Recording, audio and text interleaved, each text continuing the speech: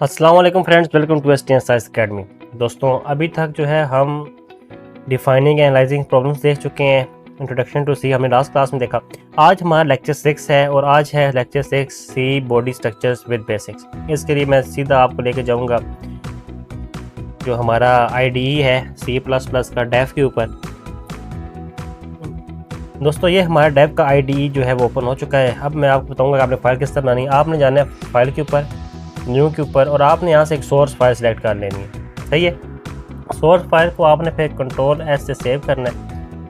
File save as, मैं इसको desktop में सी लैंग्वेज का जो है मैंने एक फोल्डर बनाया हुआ है, उसमें मैं इसको मैं लेक्चर है हमारा ये 6 और इसको मैं आगे लिख दूंगा सिंटैक्स के हिसाब से मैं इसको वहाँ पे सेव कर दूँगा। अब ये हमारी जो फाइल है वो सेव हो चुकी है।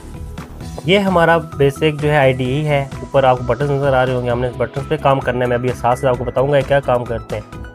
और जितने भी हमारी फाइल्स होंगी वो हमें यहाँ प्रोजेक्ट्स और हमें यहाँ नज़र आते रहेंगे, क्योंकि अभी जो है हमने एक सोर्स फाइल सेलेक्ट की है, इसलिए हमें यहाँ नज़र नहीं आ रही, वरना अगर हम प्रोजेक्ट बनाते तो हमें यहाँ यकीनन नज़र आता। दोस्तों, सी लैंग्वेज के सिंटैक्स में जो पहली चीज़ आती है वो है हैशटैग इंक्लूड stdio.h। अब मैं साथ साथ आपको एक्सप्लेन करता हूँ ये चीज़ें हैं क्या। हैशटैग इंक्लूड का मतलब है कि इस प्रोग्राम के अंदर ऐड कर दो studio.h। एक्सटेंशन है हेडर फाइल्स की। मैं आपको नीचे इसके साथ या इसको एक्सप्लेन करने के लिए कमेंट्स का इस्तेमाल करूँगा, और कमेंट्स के बारे में मैं आपको जब नेक्स्ट लेक्चर में या उसके अगले लेक्चर में जब उसकी तकरीब आएगी तो आपको बताऊंगा।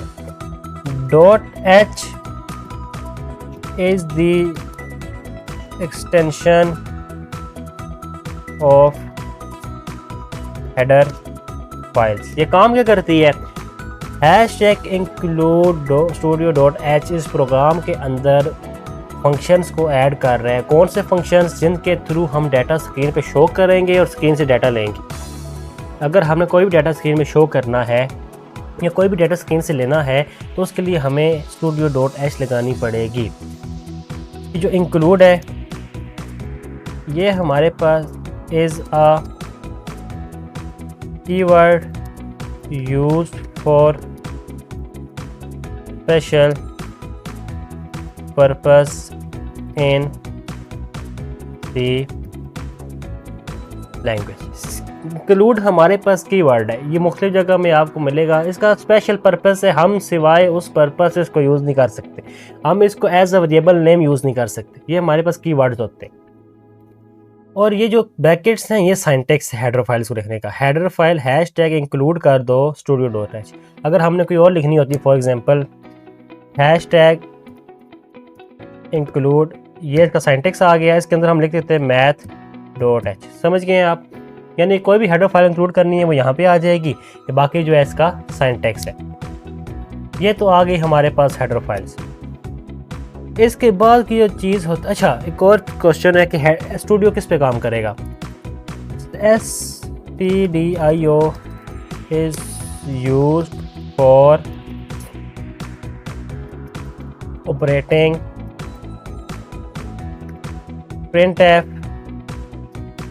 And scanf functions. अब printf क्या काम करता है मैं आपको थोड़ा सा यहाँ पे बताऊँ।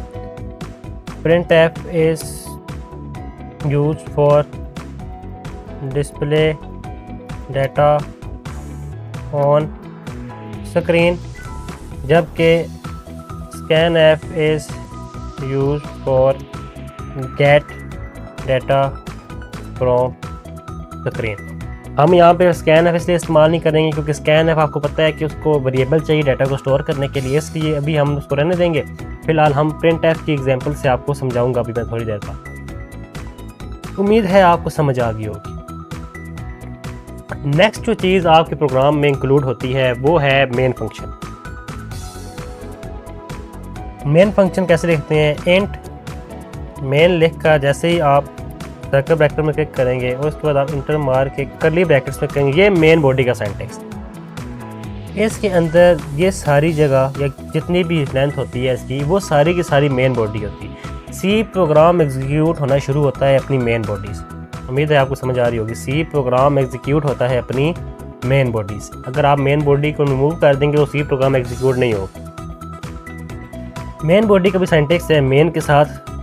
अच्छा, एक और चीज़, जब भी प्रोग्राम्स के अंदर फंक्शंस आएंगे, क्या आएंगे? फंक्शंस आएंगे। जब भी प्रोग्राम के साथ फंक्शंस आएंगे तो फंक्शंस की पहचान ये है कि उनके साथ राउंड ब्रैकेट्स लगती हैं और उनकी बॉडीज़ में कर्ली ब्रैकेट्स लगती हैं। समझ गए आप? और जब भी प्रोग्राम्स के अंदर हेडर फाइल्स आएंगी तो उनके साथ लेस दैन और ग्रेटर दैन की ब्रैकेट्स लगेंगी। मैं मेन बॉडी को थोड़ा सा नीचे कमेंट्स के अंदर एक्सप्लेन करने की कोशिश करता हूँ। मेन बॉडी क्या है जी? Main includes all the program code। जितना भी प्रोग्रामिंग कोड है हम उसको मेन बॉडी के अंदर लिखेंगे।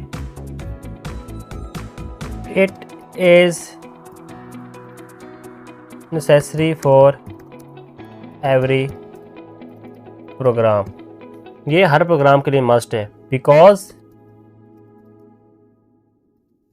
It is body of program. अब एक प्रोग्राम है जिसकी बॉडी नहीं है तो वो किस काम का है? यानी कि तो यूजलेस हो गया ना, कि बॉडी नहीं है। तो मेन को हम एज अ बॉडी ट्रीट करते हैं। ये हेडर फाइल्स हैं, ये मेन फंक्शन है, हम इन सब को एज अ बॉडी ट्रीट करते होते हैं। ये आपकी टोटल जो है वो C++ की आप कह लें कि एक मेन स्ट्रीम है। C++ की टोटल सिंटैक्स है ये। आपने ये हैशटैग इंक्लूड्स studio.h तो आपकी हर, आप समझ लें कि हर प्रोग्राम मस्ट है।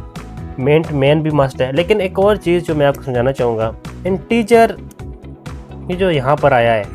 अच्छा, आप अगर ये सोच रहे हैं कि ये क्या थे, ये हम कमेंट्स कहते हैं। कमेंट्स हम उस लाइन ऑफ कोड कहते हैं जिसको कंपाइलर एग्जीक्यूट नहीं करता। ये जो लाइंस हैं यहाँ, ये इस लाइन से लेके इस लाइन तक, ये और ये जो लाइंस है इससे इस तक, ये कंपाइलर के लिए एग्जिस्ट नहीं करती। समझ गए? ये प्रोग्राम का हिस्सा नहीं है, ये सिर्फ हमारी अंडरस्टैंडिंग के लिए है कि हम क्या कर रहे हैं। हमारी प्रोग्राम में वो लाइन, हमारी प्रोग्राम में अभी एक ये लाइन है, एक ये लाइन है, और बाकी ये जो हमारे पास वो ब्लॉक ऑफ कोड है। अगर आप यहाँ पे इंट लगाएंगे तो आपको यहाँ पर रिटर्न 0 करना पड़ेगा। इस बात को समझिएगा। देखिए, इंट का मतलब ये है कि ये फंक्शन जब मुकम्मल एग्जीक्यूट होगा तो ये हमें एक इंटीजर वैल्यू रिटर्न करेगा। इंटीजर क्या होता है? ये जब डाटा टाइप्स हम पढ़ेंगे तो मैं आपको बताऊंगा ज़रूर। इस टाइम आप ये समझ लें कि इसका मतलब ये है कि जब ये फंक्शन रन होगा तो ये हमें इंटीजर टाइप डाटा रन करेगा। अगर हम फंक्शन में कोई ऐसी एग्जीक्यूशन कर रहे हैं जिसमें इंटीजर्स आते ही कोई नहीं है तो हम यहाँ रिटर्न 0 कर दें, क्योंकि 0 क्या है? 0 इट सेल्फ एक इंटीजर है, इसलिए 0 रिटर्न हो जाएगा और फंक्शन हमारे प्रोग्राम में कोई एरर नहीं आएगा। अगर डाटा कोई ऐसा एग्जीक्यूट कर रहे हैं जिसमें फ्लोटिंग पॉइंट्स आ जाए, फ्लोटिंग पॉइंट्स आएंगे तो हमारा एरर आ जाएगा। भाई आप तो कह रहे थे प्रोग्राम इंटीजर आउटपुट देगा, यहाँ पे फ्लोटिंग पॉइंट डाटा आ गया एग्जीक्यूशन के अंदर, तो एरर है।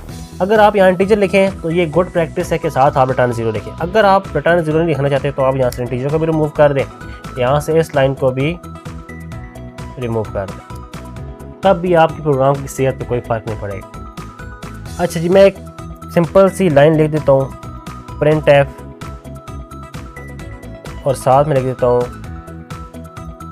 Welcome to STS science academy C language course. Main body के अंदर हर लाइन के बाद जो आप लिखेंगे आपने सेमीकोलन मस्ट लगाना है। It is the statement terminator. ये आपके कंपाइलर को बताता है कि आपकी लाइन यहाँ पे आके ख़त्म हो चुकी है। समझ गए? अब ये लिखने के बाद अगर आप चाहते हैं, आप इसको आउटपुट में देखना चाहते हैं, आपने सबसे पहले ऊपर आना है, कंपाइल करना है। कंपाइलर क्या कर रहा है? कंपाइलर आपके प्रोग्राम को चेक कर रहा है कि किसी किस्म का कोई एरर तो नहीं है। फॉर एग्जांपल, अगर मैं इसको यहाँ से रिमूव कर देता हूँ और मैं जाके अब कंपाइल करता हूँ तो अब देखिए एरर आ गया। और एक चीज़ आपने याद रखनी है, error is always in the next line. Error हमेशा आपकी नेक्स्ट लाइन में आएगा। समझ गए? और एरर होगा कहाँ? प्रीवियस लाइन में।